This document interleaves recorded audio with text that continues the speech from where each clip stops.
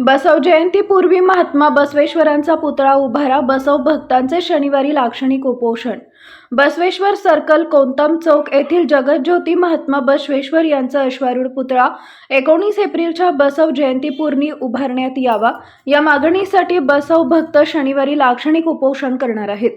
जगज्योती महात्मा बसवेश्वर यांचा अश्वारूढ पुतळा नूतनीकरणासाठी तेथून गेल्या वर्षी हलवण्यात आला होता। 1 वर्ष झाले तरी तो अद्याप बसवण्यात आलेला नाहीये। बसवेश्वर पुतळा आहे तसाच आहे, त्याच्या नूतनीकरणाचं काम सुरू झालं नाही। पुतळ्याच्या चबुतऱ्याचं काम देखील सुरू करण्यात आलं नाही। पुतळ्याभोवतीच्या संरक्षक भिंतीचं काम देखील अर्धवट आहे। यामुळे तमाम बसव भक्तांच्या मनात महापालिका प्रशासनाविषयी रोष निर्माण झालाय। बसव भक्तांचा हा रोष प्रकट करण्यासाठी शनिवार दिनांक 31 रोजी बसवेश्वर सर्कल, कोंतम चौक इथं सकाळी 10 वाजता लाक्षणिक उपोषण करण्यात येणार आहे।